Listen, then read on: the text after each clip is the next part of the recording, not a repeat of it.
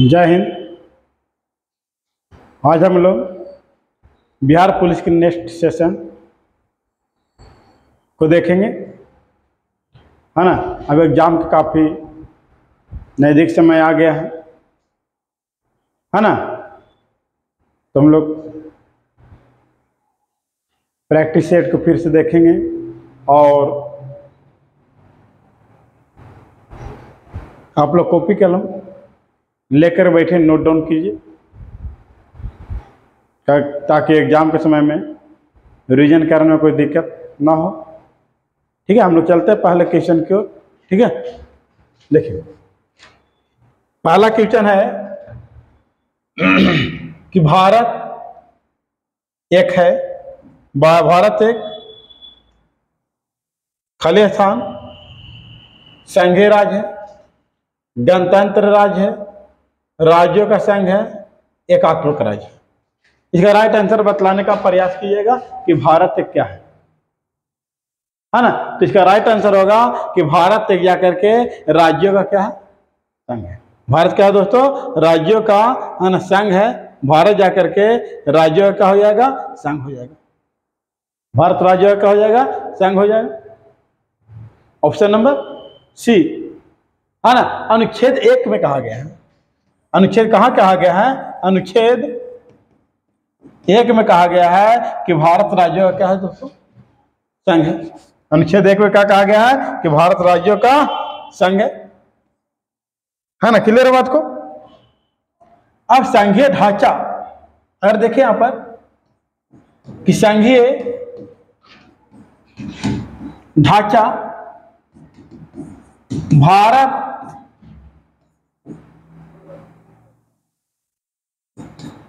शासन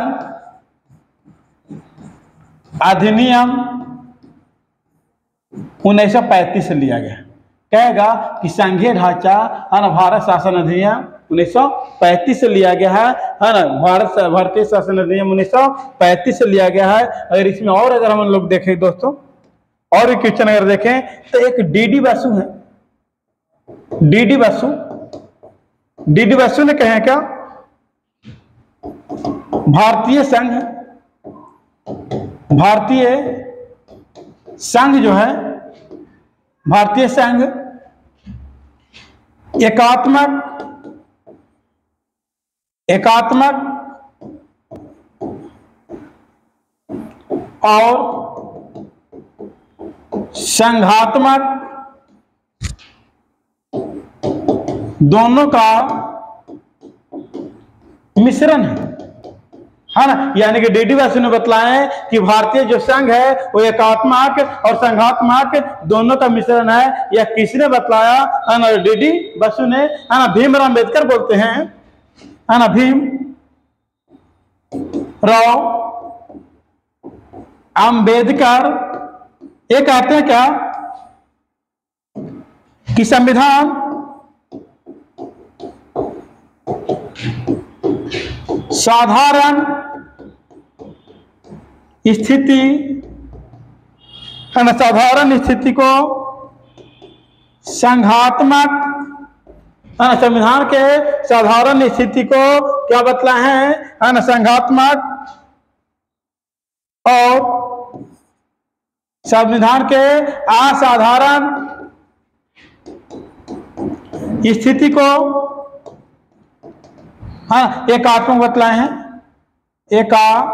एकात्मक बतलाए हैं। क्या बतलाए हैं, एकात्मक बतलाए हैं। ध्यान रखना क्वेश्चन को, है ना। सो मोस्ट इंपॉर्टेंट क्वेश्चन है दोस्तों, है ना। अगर देखा जाए भारत राज्यों का संघ है, अनुच्छेद कितना में है, 1 में। अनुच्छेद कितना में है, 1 में है। भारत में किसी राज्य का शामिल करना, है ना, और नाम परिवर्तन करना, ये सभी अधिकार संसद को है ना। किसको अधिकार है दोस्तों, संसद को है ना। और भारत में अगर किसी राज्य को शामिल किया जाएगा, उसका नाम परिवर्तन किया जाएगा, तो राष्ट्रपति का है ना, इस पर जाकर के है ना हस्ताक्षर करने का अधिकार है ना, हस्ताक्षर वो कर सकता है ना, यानी कि हस्ताक्षर से मनाही नहीं कर सकता। अनुच्छेद जो 2 और 3 में जो भी कार्य किया गया और राष्ट्रपति करने के बाद होगा, यानी कि राष्ट्रपति करेगा ही करेगा। अनुच्छेद कितना में 4 में ये बतलाया गया। ठीक है, अब दूसरे नंबर कि भारत संघीय ढांचा कहां से लाया गया, तो भारत शासन अधिनियम 1935 से जाकर के संघीय ढांचा को लाया गया।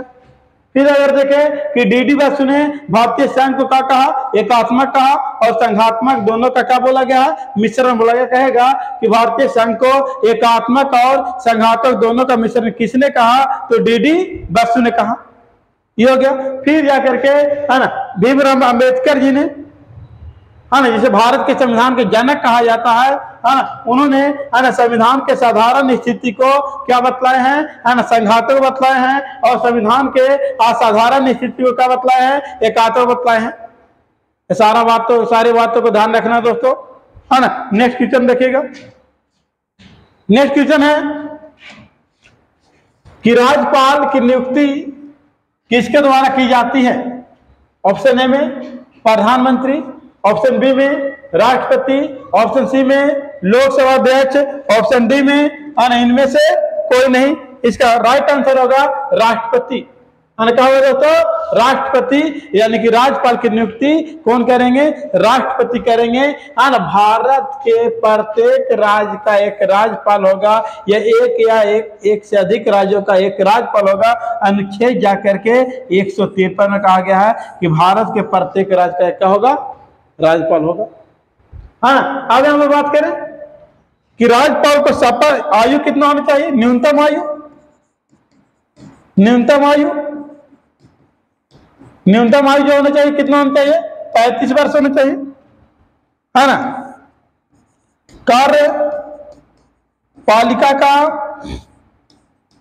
प्रधान राज्य में, यानी कि विधानमंडल में कार्यपालिका का प्रधान कौन होते हैं, तो राज्यपाल होते हैं। कौन होते हैं दोस्तों, राज्यपाल होते हैं, है ना। अगर कोई भी विधेयक विधानसभा द्वारा पारित विधेयक विधान सभा द्वारा पारित विधेयक, विधानसभा द्वारा पारित विधेयक पर हस्ताक्षर, है ना, राज्यपाल करेगा, राज्यपाल करेंगे अनुच्छेद 200 के तहत। अनुच्छेद कितना के तहत, 200 के तहत। यानी कहने का मतलब क्या है कि राज्यपाल, भारत के प्रत्येक राज्य का एक राज्यपाल होगा। अनुच्छेद 153 में राज्यपाल की न्यूनतम आयु कितना होता है, 35 वर्ष। राज्य विधानमंडल कार्यपालिका का प्रधान कौन होते हैं, राज्यपाल। विधानसभा द्वारा पारित विधेयक को हस्ताक्षर कौन करेंगे, तब जाके कानून बनेगा, तो राज्यपाल। अनुच्छेद कितना के तहत करेंगे, तो अनुच्छेद 200 के तहत जाकर के हस्ताक्षर करेंगे। अब हम बात करेंगे कि राज्यपाल के शपथ के हम बात करें,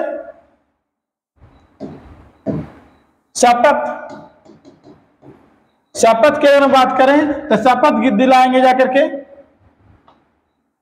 हाई कोर्ट के मुख्य न्यायाधीश। हाई कोर्ट के कौन दिलाएंगे, मुख्य न्यायाधीश जाकर के इनको क्या दिलाएंगे, है ना, शपथ दिलाएंगे, है ना। हाई कोर्ट के मुख्य न्यायाधीश, अगर हाई कोर्ट के मुख्य न्यायाधीश नहीं रहेंगे तो हाई कोर्ट के कोई वरिष्ठ न्यायाधीश जाकर के राज्यपाल को क्या दिलाएंगे, है ना, शपथ दिलाएंगे। राज्यपाल को क्या दिलाएंगे, शपथ दिलाएंगे, है ना। लेकिन ये शपथ होता है अनुच्छेद 159 के तहत होता है। अनुच्छेद कितना के तहत शपथ होगा दोस्तों, 159 के तहत इनको शपथ दिलाया जाएगा। और हम बात करें कि प्रधानमंत्री को शपथ कौन दिलाएंगे, शपथ राष्ट्रपति। कौन दिलाएंगे, राष्ट्रपति। राष्ट्रपति को शपथ कौन दिलाएंगे, राष्ट्रपति को सुप्रीम कोर्ट के मुख्य न्यायाधीश, है ना। सुप्रीम कोर्ट के मुख्य न्यायाधीश, और मुख्य न्यायाधीश नहीं रहेंगे तो कोई अन्य न्यायाधीश, है ना। और जाकर के लोकसभा अध्यक्ष को शपथ कौन दिलाएंगे, तो प्रोटेम स्पीकर, प्रोटेम स्पीकर जाकर के लोकसभा के अध्यक्ष को क्या दिलाएंगे, शपथ दिलाने का काम करेंगे, है ना। जब चुनाव होता है ना, तो एक प्रोटेम स्पीकर नियुक्त किया जाता है, चुना जाता है, और वो सभी सदस्यों को शपथ दिलाने का कार्य करते हैं, है ना। उसमें जाकर के लोकसभा के अध्यक्ष भी मैं पहले सदस्य के रूप में शपथ ले लेते हैं, ये ना कि दोबारा जाकर के शपथ लेंगे, है ना, है ना। वर्तमान में जो लोकसभा अध्यक्ष है ओम बिरला है ना। महिला लोकसभा अध्यक्ष, पहली महिला लोकसभा अध्यक्ष की अगर हम बात करें दोस्तों, तो पहली महिला लोकसभा जो अध्यक्ष है ना, उनका नाम है मीरा कुमार, और दूसरी महिला लोकसभा अध्यक्ष सुमित्रा महाजन है ना। कौन है दोस्तों, सुमित्रा महाजन है। ये सारा क्वेश्चन आपको ध्यान में रखना होगा, सारा क्वेश्चन आप ध्यान में रखिएगा। नेक्स्ट क्वेश्चन पे हम बात करते हैं। नेक्स्ट क्वेश्चन है कि भारत में केंद्रीय मंत्रिपरिषद किसके प्रति उत्तरदायी होता है। भारत में केंद्रीय मंत्रिपरिषद किसके प्रति उत्तरदायी होता है। तो ऑप्शन ए में लोकसभा, बी में राज्यसभा, सी में सांसद, और डी में इनमें से कोई नहीं। इसका राइट आंसर हो जाकर के लोकसभा के प्रति उत्तरदायी होता है ना। जो केंद्रीय मंत्रिपरिषद ये किसके प्रति उत्तरदायी होंगे, तो लोकसभा के प्रति उत्तरदायी होंगे। लेकिन अगर यहां से क्वेश्चन की हम बात करें कि केंद्रीय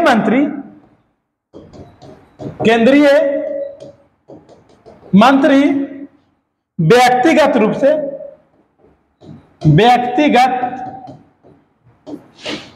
से किसके प्रति उत्तरदायी होते हैं, है ना। तो व्यक्तिगत रूप से राष्ट्रपति के प्रति उत्तरदायी होंगे, है ना। ये जाकर के अनुच्छेद 75 के तहत, अनुच्छेद कितना के तहत, है ना, 75 के तहत जाकर के इसको जाकर के, है ना, प्रति जिम्मेदारी बोल सकते हैं, उत्तरदायी बोल सकते हैं। सांसद सामूहिक रूप से, है ना, राष्ट्रपति के प्रति का होगा, है ना, उत्तरदायी होगा, है ना। अगर देखा जाए, है ना, सांसद सामूहिक रूप से, है ना, जनता के प्रति, है ना, सांसद अगर देखा जाए, सांसद सामूहिक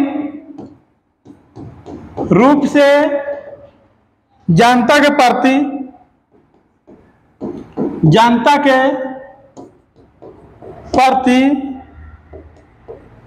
जिम्मेदार या क्या होते हैं, उत्तरदायी होते हैं। लेकिन राष्ट्रपति को सलाह देने के लिए, राष्ट्रपति को सलाह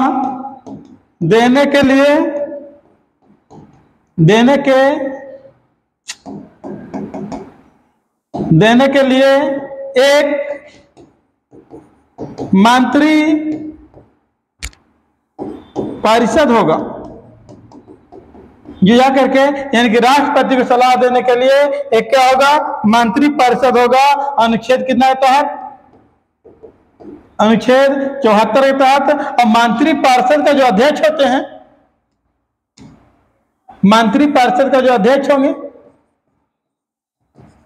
केंद्रीय मंत्रिपरिषद, है ना, केंद्रीय मंत्रिपरिषद का जो अध्यक्ष होंगे वो जाकर कौन होंगे, प्राइम मिनिस्टर होंगे, यानी कि प्रधानमंत्री होंगे। ये सारे बात आपको क्या रखना है ना, ध्यान में रखना दोस्तों, है ना। पूछेगा कि भारत केंद्रीय मंत्रिपरिषद किसके प्रति उत्तरदायी होता है ना। तो लोकसभा के प्रति केंद्रीय मंत्रिपरिषद व्यक्तिगत रूप से किसके प्रति उत्तरदायी, जिम्मेदारी होता है ना। तो राष्ट्रपति के प्रति अनुच्छेद कितना के तहत, तो अनुच्छेद 75 के तहत। सांसद सामूहिक रूप से किसके प्रति जिम्मेदार होता है, तो जनता के प्रति जिम्मेदार होता है। राष्ट्रपति को सलाह देने के लिए, है ना, राष्ट्रपति को सलाह देने के लिए, है ना, एक क्या होगा, मंत्रिपरिषद होगा, है ना। अनुच्छेद कितना तहत, 74 के तहत। और मंत्रिपरिषद का अध्यक्ष कौन होता है ना, तो प्रधानमंत्री होते हैं। कौन होता है दोस्तों, प्रधानमंत्री होते हैं। नेक्स्ट क्वेश्चन ध्यान देंगे, है ना। भारत के राष्ट्रपति का कार्यकाल कितने वर्ष का होता है, राष्ट्रपति का जो कार्यकाल होगा वो कितने वर्ष का होगा? तो राइट आंसर हो जाएगा, है ना, ऑप्शन नंबर, है ना, सी, है ना, अनुच्छेद 56 के तहत। अनुच्छेद कितना के तहत दोस्तों? 56 के तहत राष्ट्रपति का जो कार्यकाल होगा वो कितना वर्ष का होगा? 5 वर्ष का होगा। लेकिन, है ना, लेकिन राष्ट्रपति कार्यकाल के पहले भी, कार्यकाल जो होता है जाकर के 5 वर्ष होता है, तो बिल्कुल सही है ना। अनुच्छेद किसके तहत है दोस्तों? जाकर के 56 के तहत, यहाँ तक क्लियर है। लेकिन उसके पहले भी, है ना, पहले त्याग पत्र देकर के हट सकते हैं, महाभियोग के द्वारा हटाया जा सकता है। और जो महाभियोग है वो जाकर के अनुच्छेद 61 में, महाभियोग कितना में है दोस्तों? अनुच्छेद 61 में है ना। महाभियोग के द्वारा जाकर के इनको हटाया जा सकता है। और जब राष्ट्रपति पे जब महाभियोग आएगा तो 14 दिन पहले सूचना दिया जाएगा, सूचना दिया जाएगा। महाभियोग किसी भी सदन में पेश किया जा सकता है, किसी सदन में पेश किया जाता है, हाँ, यानी कि चाहे तो वो सदन लोकसभा का हो या जाकर के राज्यसभा का हो, है ना, लोकसभा का हो या जाकर के राज्यसभा का हो, किसी सदन में जाकर के महाभियोग पे क्या किया जाएगा, है ना, पेश किया जाएगा, है ना। और अगर 2/3 बहुमत से पारित होता है, 2/3 बहुमत से पारित होने पर उन्हें क्या कर दिया जाता है? पद से हटा दिया जाता है। अगर लोकसभा पारित हुआ और राज्यसभा पारित नहीं हुआ तो उन्हें नहीं हटाया जाएगा, या राज्यसभा पारित हुआ और लोकसभा पारित नहीं हुआ तब उन्हें नहीं हटाया जाएगा। अन्य बातों को ध्यान रखना है। और राष्ट्रपति शपथ कौन दिलाता है? तो भारत के जो सुप्रीम कोर्ट के जो मुख्य न्यायाधीश होते हैं वो जाकर के राष्ट्रपति का दिलाते हैं, शपथ दिलाते हैं। लेकिन राष्ट्रपति का पद रिक्त हो जाएगा तो यहां पे बैठेंगे जाकर के उपराष्ट्रपति, है ना। और उपराष्ट्रपति जो अनुच्छेद, है ना, बैठेंगे जाकर के उपराष्ट्रपति अनुच्छेद 65 के तहत, अनुच्छेद 65 के तहत राष्ट्रपति के पद रिक्त होने पर उपराष्ट्रपति राष्ट्रपति के पद पर बैठेंगे और अधिकतम 6 माह तक बैठेंगे। अधिकतम कितना माह तक है? 6 माह तक के बैठ सकते हैं। अधिकतम कितना माह तक के बैठ सकते हैं? 6 माह तक के बैठ सकते हैं। और यहां पर एक दुख की चुनाव देख लेंगे। राष्ट्रपति जो निर्विरोध चुने गए, राष्ट्रपति जो निर्विरोध चुने गए, नीलम संजीव रेड्डी, नीलम संजीव रेड्डी। फिर और हम बात करें राष्ट्रपति के बारे में, वे राष्ट्रपति जो द्वितीय मतगणना से चुने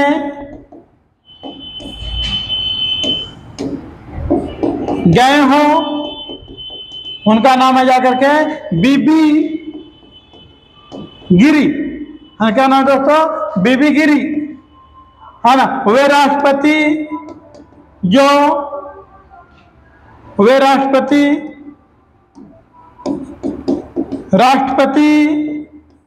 जो वीटो का प्रयोग किए थे, किए थे, उनका नाम है जाकर दोस्तों ज्ञानी जैल सिंह। ये सारा क्वेश्चन मोस्ट इंपोर्टेंट है दोस्तों, है ना, सारा क्वेश्चन नोट डाउन कीजिए। और भारत के पहले राष्ट्रपति है ना डॉक्टर राजेंद्र प्रसाद, है ना। और भारत की पहले महिला राष्ट्रपति है ना जाकर के प्रतिभा देवी सिंह पाटिल। और भारत के पहले महिला राष्ट्रपति, भारत के पहले आदिवासी महिला राष्ट्रपति है ना तो द्रौपदी मुर्मू। ये सारा बात को ध्यान रखना है ना। नेक्स्ट क्वेश्चन पे चलते हैं, है ना। नेक्स्ट क्वेश्चन देखेंगे दोस्तों, भारतीय संविधान की प्रस्तावना में 42वां संविधान संशोधन द्वारा कौन सा शब्द जोड़ा गया, हाँ ना, कौन सा शब्द जोड़ा गया? तो इसका राइट आंसर होगा दोस्तों ऑप्शन नंबर डी, समाजवादी, धर्मनिरपेक्ष, राष्ट्र की अखंडता। इस शब्द को क्या किया गया, है ना, जोड़ा गया, है ना। 42वां संविधान संशोधन जो हुआ था 1976 में, और प्रस्तावना में मात्र एक बार संशोधन हुआ है। कितना संशोधन हुआ है? एक बार संविधान संशोधन, है ना, संविधान संशोधन, है ना। जो संशोधन है दोस्तों, संशोधन जो है, संशोधन अनुच्छेद 368 के तहत संविधान में जो संशोधन किया जाता है, अनुच्छेद कितना के तहत किया जाता है? 368 के तहत किया जाता है। और प्रस्तावना को संविधान का भाग माना गया है। ये पता दोस्तों कब माना गया है? केशवानंद भारती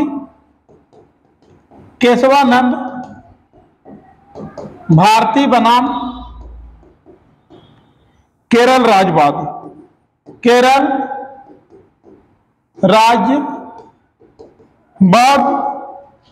में 1973 में हुआ था, जो न्यायालय भारतीय संविधान को या भारतीय प्रस्तावना को जाकर संविधान के भाग माने हैं। किसके तहत? तो केशवानंद भारती बनाम केरल राज्य में जो वाद हुआ था, दोनों का जो विवाद जो था वो सुप्रीम कोर्ट 1973 में गया था। तो वहां पर सुनवाई करते थे, है ना, सुनवाई हुआ और बोला गया कि प्रस्तावना जो है वो संविधान का क्या है दोस्तों? भाग है ना। प्रस्तावना जो है वो संविधान का क्या है? भाग है ना। और आपको पता होना चाहिए प्रस्तावना को भारतीय संविधान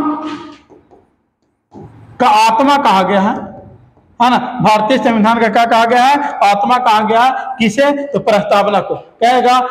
भारतीय संविधान का आत्मा किसे कहा गया है ना? तो प्रस्तावना को कहा गया है। ध्यान में रखना है दोस्तों, ये सारे बातों को ध्यान में आपको रखना। नेक्स्ट क्वेश्चन में चलते हैं, है ना। नेक्स्ट क्वेश्चन है, रेलवे प्लेटफॉर्म के किनारे पर खड़े लड़के बालक के सामने तेज गति से रेलगाड़ी गुजरती है, तो बालक, है ना, बालक क्या होता है?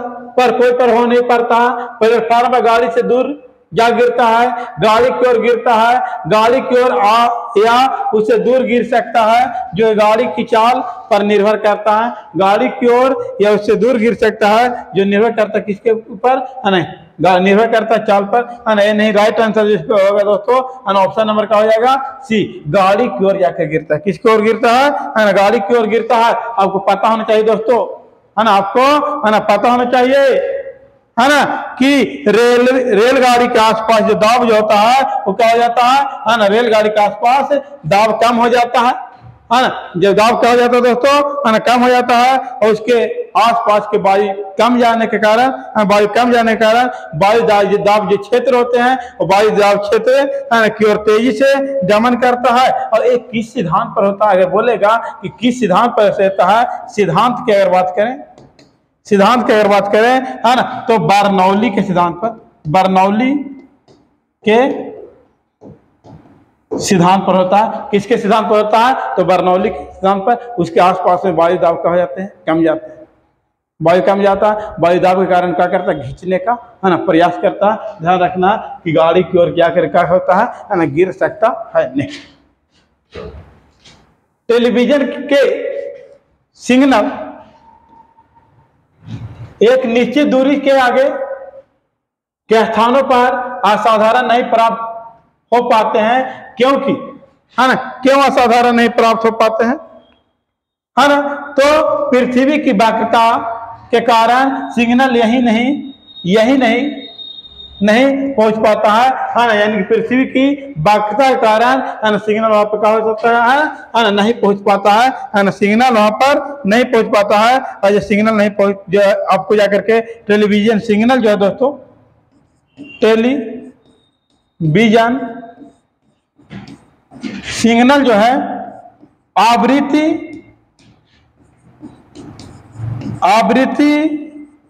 और आयाम मॉड्यूलेट होती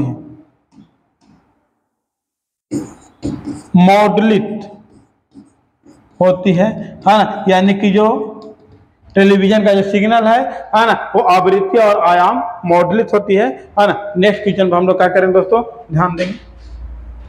वर्षा की बूंदे गोल होने का कारण क्या है? तो वर्षा की बूंदे गोल होने का जो कारण है वो जल का क्या है, पृष्ठ तनाव है।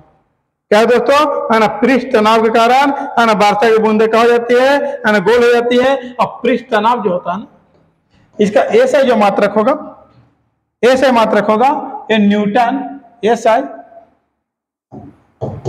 मात्रक जो होगा वो न्यूटन मीटर होगा दोस्तों, न्यूटन पर मीटर होगा,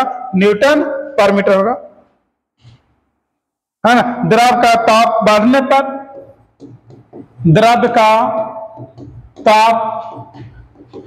पर पृष्ठ तनाव कम हो जाता है। द्रव का जो ताप है ना, बढ़ने पर पृष्ठ तनाव क्या हो जाएगा, कम होगा।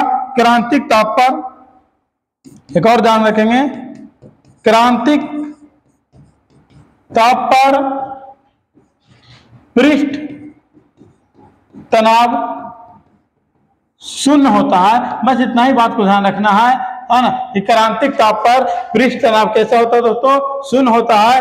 द्रव का ताप बढ़ने पर पृष्ठ तनाव क्या हो जाएगा, कम हो जाएगा, है ना। वर्षा की बूंदे गोल होने का मुख्य कारण जो है पृष्ठ तनाव का जो एसआई मात्रक है न्यूटन पर मीटर है। नेक्स्ट क्वेश्चन पर ध्यान देंगे दोस्तों, है ना। नेक्स्ट क्वेश्चन,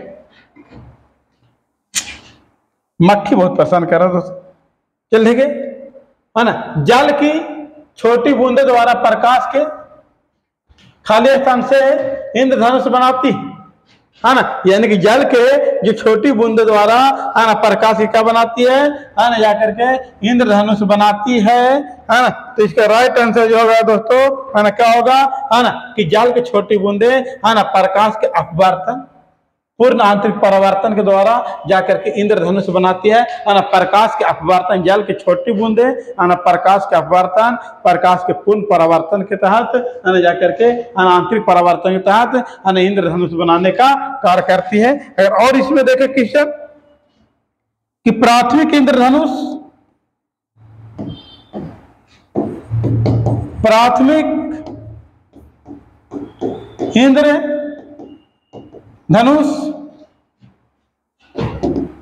जो बाहर जो होता है रंग वो लाल होता है, और अंदर जो रंग होता है वो जाकर के बैगनी होता है। कहेगा प्राथमिक इंद्रधनुष में बाहर कौन सा रंग होता है, लाल होता है। प्राथमिक इंद्रधनुष में अंदर कौन सा रंग होता है, बैगनी होता है। लेकिन यही दोस्तों द्वितीय इंद्रधनुष में यही बदल जाता है, जो बाहर जो रंग हो जाता है वो जाकर के बैगनी होता है। कौन होता है, बैगनी होता है। और अंदर जो रंग होता है वो जाकर के क्या होता है, लाल होता है। कहेगा कि प्राथमिक इंद्रधनुष में है ना बाहर कौन सा रंग होगा, लाल, और अंदर कौन सा रंग होगा, बैगनी। और द्वितीय इंद्रधनुष में बाहर कौन सा रंग होगा, बैगनी, और अंदर कौन सा रंग होगा, लाल, है ना। और वर्षा की जो बूंदे होती है परावर्तन, पूर्ण आंतरिक परावर्तन तक जाकर के इंद्रधनुष बनाने का कार्य करती है। इंद्रधनुष में देखा जाए तो कुल 7 गो रंग होते हैं। नेक्स्ट क्वेश्चन में ध्यान देंगे। नेक्स्ट क्वेश्चन है, किसी व्यक्ति द्वारा अपना पूर्ण प्रतिबिंब देखने हेतु समतल दर्पण की न्यूनतम लंबाई कितना होना चाहिए, समतल दर्पण की न्यूनतम लंबाई कितना होना चाहिए, तो व्यक्ति की लंबाई की आधी होनी चाहिए, तब जाकर के आपको पूरा शरीर है ना, पूरा शरीर है ना आपको उसमें है ना दिखाई देगा, है ना पूरा शरीर उसमें क्या होगा दोस्तों, है ना दिखाई देगा। अगर और बात करें हम है ना कि समतल दर्पण में वस्तु का प्रतिबिंब, समतल दर्पण में वस्तु का प्रतिबिंब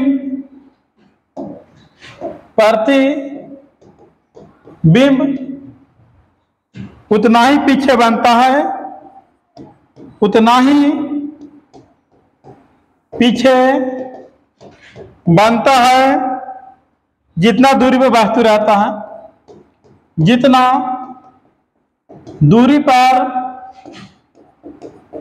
वस्तु रहता है उतना ही पीछे बनेगा, जितना दूरी पर क्या रहेगा दोस्तों, वस्तु रहेगा। आप देखिए खुद से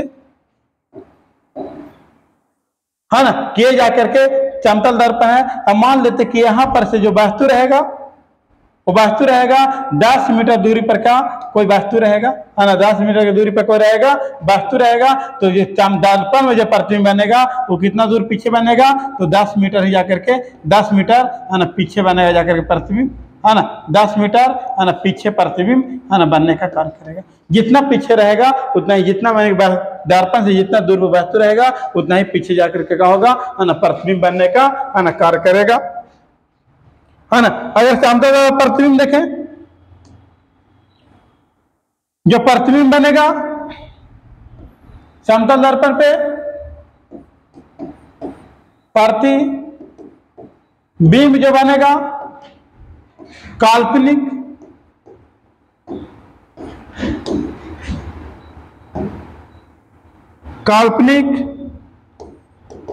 बराबर और क्या बनेगा, उल्टा बनेगा। काल्पनिक बराबर और कैसे बनेगा, उल्टा बनेगा। ये सारा क्वेश्चन आपको ध्यान में रखना है ना, काल्पनिक बराबर और क्या बनेगा, उल्टा बनेगा। नेक्स्ट क्वेश्चन चलेंगे। स्वतंत्र रूप से गिरने वाली वस्तु द्वारा तय की गई दूरी किसके अनुक्रमानुपाती होती है ना, किसके अनुक्रमानुपाती होती है ना, तो जाकर के गिरने के समय का वर्ग, है ना गिरने के समय के वर्ग का अनुक्रमानुपाती होती है, गिरने के समय का वर्ग का अनुपाती होती है। अगर भार देखा जाए दोस्तों, भार देखा जाए, भार एक सदिश राशि है, भार क्या है, सदिश राशि है। और इसका एसआई मात्रा की बात करें, एसआई मात्रा की अगर बात करें है ना तो न्यूटन होगा, है ना। भार का एसआई मात्रक क्या जाएगा दोस्तों, न्यूटन होगा, भार का एसआई मात्रक न्यूटन। नेक्स्ट देखिए, एक आदमी 8 किलोमीटर पूर्व की ओर तथा 6 किलोमीटर उत्तर की ओर चलता है तो उसके विस्थापन कितना होगा, है ना। तो निकालने का सबसे आसान तरीका है, पूर्व इधर हो जाएगा, उसका उत्तर इधर हो जाएगा, है ना। 8 किलोमीटर चला, 8 किलोमीटर चला और जाकर के ये कितना किलोमीटर चला दोस्तों, 6 किलोमीटर, तो विस्थापन हो जाएगा, है ना। इसको है ना सबसे कम दूरी को क्या बोलते हैं, विस्थापन बोलते हैं। सबसे न्यूनतम दूरी को क्या कहा जाता है, विस्थापन कहा जाता है। तो विस्थापन निकाल लेंगे, है ना, डायरेक्ट यहाँ पर लगा दीजिएगा 8 के स्क्वायर, है ना, और 6 के स्क्वायर यानी करेंगे, है ना 64 + 36, है ना, बराबर क्या हो गया 100, अंदर रूट कर दीजिएगा, कितना आ जाएगा 10 मीटर, है ना 10 किलोमीटर, किलोमीटर में है तो किलोमीटर लगा दीजिएगा। यानी कि जो त्रिकोणमिति पर फार्मूला सेट होता है ना, उस पर बना सकते हैं। फिर विस्थापन का फार्मूला होता है ना, लेकिन आसान नहीं लगेगा, ठीक है, इसे कर लीजिएगा आप, है ना। ऑप्शन नंबर ए, विस्थापन जो होता है ना दोस्तों, विस्थापन जो होता है हो जाकर के विस्थापन धनात्मक भी हो सकता है, ऋणात्मक भी हो सकता है, और क्या हो सकता है, शून्य भी हो सकता है। धनात्मक, ऋणात्मक, शून्य, है ना, तीनों विस्थापन हो सकता है। नेक्स्ट क्वेश्चन देखेंगे, दो वस्तुओं के द्रव्यमान का अनुपात 1:4 है तो उसका आयतन का समान है, उसका आयतन क्या है, समान है, तो उसके घनत्व का अनुपात क्या होगा, उसके घनत्व का अनुपात क्या होगा। तो घनत्व जो होता है वो घनत्व भी क्या होता है इसका दोस्तों, है ना, बराबर हो जाता है ना। घनत्व इसका क्या हो जाएगा, बराबर हो जाएगा, यानी कि 1:4 ही होगा, 1:4 होगा। 4 डिग्री 4 डिग्री सेल्सियस पर जल का घनत्व सर्वाधिक होता है ना, सर्वाधिक होता है ना। यानी कि 4 डिग्री सेल्सियस पर जो जल का घनत्व होगा वो क्या होगा, सर्वाधिक होगा। दो वस्तुओं के द्रव्यमान का अनुपात 1:4 है, तो उसका आयतन का भी अनुपात समान है, तो उसके घनत्व का अनुपात क्या होगा, तो घनत्व का अनुपात जाकर के वही हो जाएगा दोस्तों, 1:4 हो जाएगा। आप यहाँ बात करें कि 4 डिग्री सेल्सियस पर जल का घनत्व क्या होता है दोस्तों, सर्वाधिक होता है। 4 डिग्री सेल्सियस पर जल का घनत्व सर्वाधिक होता है। नेक्स्ट क्वेश्चन पे देखेंगे, है ना, शक्ति का मात्रक क्या होता है, शक्ति का मात्रक क्या होता है, option number D, option number D, यानी शक्ति का जो मात्रक होगा वो क्या होगा दोस्तों, वाट होगा। और क्या हो सकता है, जूल प्रति सेकेंड, है ना, जूल प्रति सेकेंड। और क्या हो सकता है, आश्वे शक्ति, है ना, क्या हो सकता है, आश्व शक्ति। और शक्ति का मात्रक देगा, है ना, वाट भी होगा, जूल प्रति सेकेंड भी होगा, और जाकर के आश्व शक्ति भी होगा। क्या होगा, आश्व शक्ति भी होगा। अगर एक आश्व शक्ति, एक आश्व शक्ति बराबर देखें तो 746 वाट होता है। कितना होता है, 746 वाट होता है। ये बात को क्या होगा दोस्तों, समझना हो, है ना, कि एक आश्व शक्ति बराबर कितना होगा, 746 वाट। ठीक है, नेक्स्ट पे चलते हैं, है ना। नेक्स्ट क्वेश्चन है, निम्नलिखित में से कौन सी घटनाएं ध्वनि तरंगों के द्वारा प्रदर्शित नहीं किया जा सकता, है ना, कौन सी तरंगे, हाँ, ध्वनि तरंगों के द्वारा, है ना, प्रदर्शित नहीं किया जा सकता है। इसका राइट आंसर बताइए दोस्तों। राइट आंसर जो होगा, है ना, वो जाकर के ध्रुवन, ध्रुवन जो है वो ध्वनि तरंग के द्वारा प्रदर्शित नहीं किया जा सकता है। अगर देखा जाए कि बैगनी रंग का प्रकाश का प्रकीर्णन जो होगा, है ना, बैगनी रंग के जो प्रकाश का, बैगनी रंग के प्रकाश का प्रकीर्णन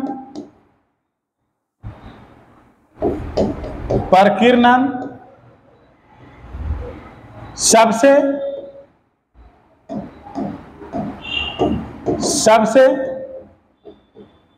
अधिक होता।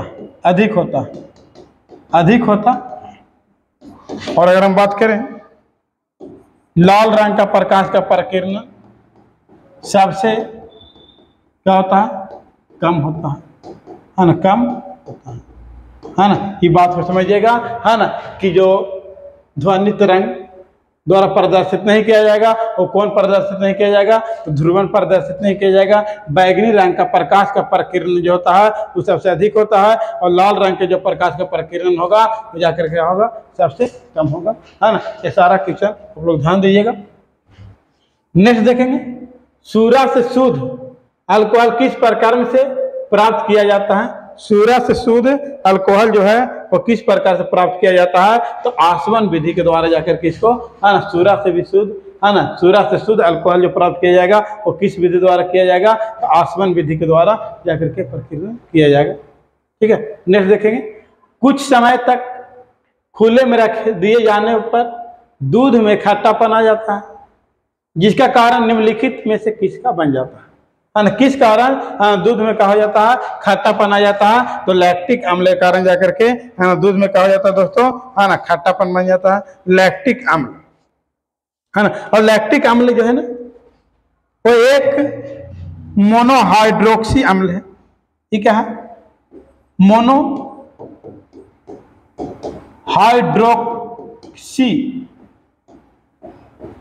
अम्ल है। अगर लैक्टिक अम्ल मांसपेशियों में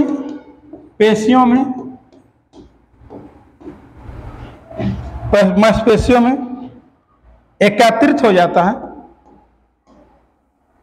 यानी कि जमा बोल सकते हैं, जमा होने के कारण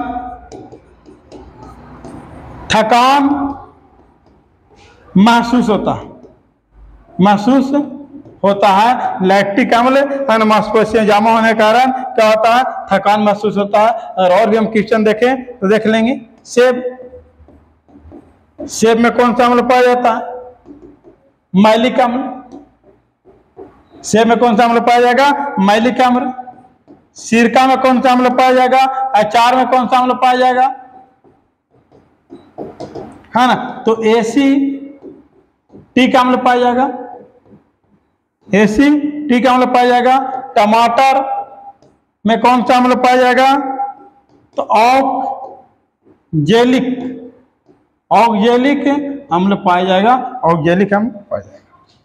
ठीक है दोस्तों, ये सारे बातों को ध्यान में रखना है ना, जाकर के कि दूध के जो खट्टापन जो होता है वो जाकर के लैक्टिक अम्ल के कारण होता है। और लैक्टिक जो अम्ल है वो एक प्रकार के हाइड्रोक्सी अम्ल है ना। और लैक्टिक अम्ल मांसपेशियों जब जमा हो जाता है तो क्या हो जाता है, थकान महसूस होना शुरू हो जाता है। सेब में कौन सा अम्ल पाया जाता है? मैलिक अम्ल। सिरका अचार में है ना सिट्रिक अम्ल। टमाटर में ऑक्जेलिक अम्ल। ये सब बातों का आपको ध्यान रखना है, ठीक है ना।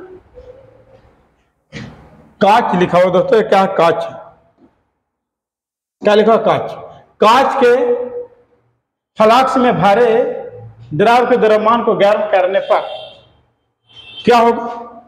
द्रव को गर्म करने पर क्या होगा? तो इसका राइट आंसर है फ्लास्क में द्रव का तल पहले कुछ गिरेगा और इसके पश्चात बढ़ना क्या हो जाएगा? प्रारंभ हो जाएगा, है ना। कांच के फ्लास्क में द्रव भरने पर द्रव्यमान को गर्म करने में क्या होगा कि पहले क्या होगा, तल में पहले का कुछ गिरेगा, उसके पश्चात वो बढ़ना क्या कर देगा, है ना, शुरू कर देगा। वो बढ़ना क्या कर देगा दोस्तों, है ना, शुरू कर देगा। नेक्स्ट क्वेश्चन देखेंगे, है ना। सागर जल में सर्वाधिक मात्रा पाई जाने वाला पदार्थ कौन सा है? सागर जल में सर्वाधिक मात्रा पाए जाने वाला पदार्थ कौन सा है? तो पोटेशियम क्लोराइड, है ना। अगर आपको वीडियो अच्छा लग रहा है ना दोस्तों, तो लाइक कीजिएगा, शेयर कीजिएगा और क्या सब्सक्राइब करने का प्रयास कीजिएगा, है ना, ठीक है। ताकि जो जब भी वीडियो हम डालें तो आपको नोटिफिकेशन समय पे मिलता रहे, है ना। अब लगभग प्रत्येक दिन वीडियो आएगी ही, है ना। अब यहाँ पर देखेंगे, है ना। और नोट डाउन जरूर कीजिएगा दोस्तों, नोट डाउन नहीं कीजिएगा तो दिक्कत होगा रिवीजन करने में, सिर्फ वीडियो देखने कुछ होगा नहीं। हाँ, नोट डाउन कीजिए, एग्जाम तो पहले आपको रिवीजन करने में आसान होगा, ठीक है। देखिए अब क्वेश्चन को, साधारण जल में सर्वाधिक मात्रा में पाए जाने वाला पदार्थ कौन सा है? पोटेशियम क्लोराइड, साधारण लवण, रेत, कैल्शियम क्लोराइड। इसका राइट आंसर होगा जाकर के, है ना, साधारण नमक। क्या होगा दोस्तों? साधारण नमक। साधारण नमक के अगर देखा जाए तो इसको सोडियम क्लोराइड बोलते हैं। रासायनिक नाम जो है, रासायनिक नाम जो है सोडियम क्लोराइड, और इसको फॉर्मूला होता है NaCl। क्या होता है दोस्तों? NaCl जाकर के इसका फॉर्मूला होता है, ठीक है। नेक्स्ट पे बात करेंगे। नहीं देखिएगा, प्रोड्यूसर गैस का रासायनिक रूप से निर्मित होता है। प्रोड्यूसर गैस, है ना, किससे निर्मित होता है दोस्तों, है ना, तो जाकर प्रोड्यूसर गैस जो होता है वो जाकर के निर्मित होता है ना, वो जाकर के, है ना, आपको, है ना, जो एक गैस निर्मित होगा, है ना, CO प्लस N2, है ना, कार्बन मोनोक्साइड और जाकर के नाइट्रोजन से जाकर के निर्मित होगा। कार्बन मोनोक्साइड और जाकर के किससे निर्मित होगा, है ना, नाइट्रोजन से निर्मित होगा, है ना। अगर यहाँ पर देखें कि प्रोड्यूसर गैस की हम बात करें तो लाल तप्त कोल पर, लाल तप्त कोल पर वायु प्रवाहित, वायु को क्या किया जाता है? प्रवाहित करके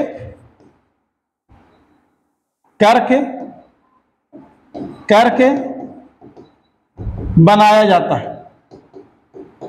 है ना। यानी कि प्रोड्यूसर गैस जो है वो लाल तप्त कोल पर, है ना, कोल पर वायु को प्रवाहित करके, है ना, प्रोड्यूसर गैस बनाया जाता है और कार्बन मोनोक्साइड और नाइट्रोजन को मिल करके बनता है। अगर इसमें ऊष्मा मान देखें, उस मान अगर देखें उसमें मान देखें 1100 से 1750 कैलोरी पर केजी, है ना, इतना जाकर के आपको उसमें मान होगा, है ना। इसमें देखें, है ना, इसका प्रयोग जो किया जाता है कांच, इस्पात के ईंधन के रूप में जाकर के इसका क्या किया जाता है ना, प्रयोग किया जाता है। आपको पता होना चाहिए कि प्रोड्यूसर गैस किसके मिलके बनता है ना, तो कार्बन मोनोऑक्साइड, है ना, और जाकर के नाइट्रोजन मिलके बनता है। और कैसे बनेगा, तो लाल तप्त कोल पर, है ना, वायु को प्रवाहित करके इसको बनाया जाता है। और इसका जो ऊष्मीय मान होता है 1100 से 1750 कैलोरी, है ना, पर केजी, है ना। पर इसका प्रयोग क्या किया जाता है, तो कांच इस्पात के ईंधन के रूप में इसका क्या किया जाता है ना, प्रयोग किया जाता है। अगर और भी बात करें दोस्तों, है ना, तो बात करते हैं भाप अंगार गैस। भाप अंगार गैस की अगर हम बात करें तो ये जो बनता है जाकर के कार्बन मोनोऑक्साइड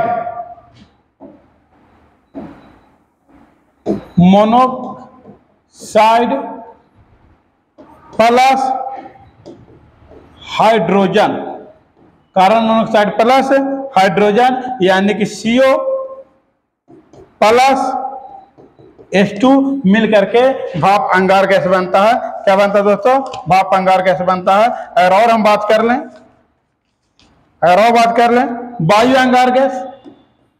वायु, इसे मोस्ट इंपॉर्टेंट क्वेश्चन है, आपको नोट डाउन कीजिएगा, है ना, बहुत काम आएगा दोस्तों, है ना। इसलिए कि सब जो मोस्ट इंपॉर्टेंट क्वेश्चन है वही हम लिखने का प्रयास कर रहे हैं, है ना। तो ध्यान दीजिएगा, वायु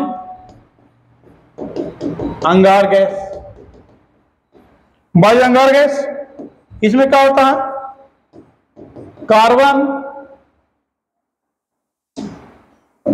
carbon monoxide plus nitrogen plus carbon dioxide,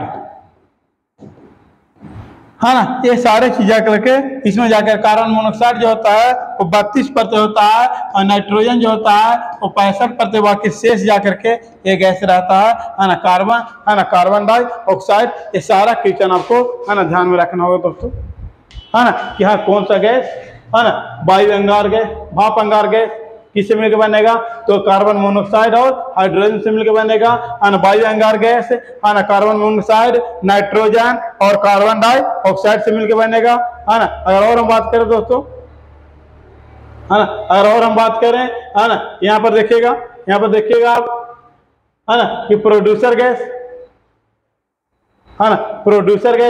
है ना, किससे बना है ना, वो सारा क्वेश्चन को आपका करेगा दोस्तों, है ना। ध्यान में रखने का प्रयास कीजिएगा, है ना, ताकि आपको कोई, है ना, दिक्कत ना हो, कोई भी दिक्कत का सामना ना करना पड़े दोस्तों, है ना। ये नहीं किया करके, है ना, ध्यान में नहीं रखे तो भी दिक्कत हो जाएगा, है ना। ये सारा क्वेश्चन आपको, है ना, मोस्ट इंपॉर्टेंट है दोस्तों, है ना। और वीडियो देखिए, लिखिए, अगर अच्छा लगे, है ना, तो चैनल को सब्सक्राइब कर लीजिए, ताकि आपको, है ना, समय से नोटिफिकेशन मिल जाए दोस्तों।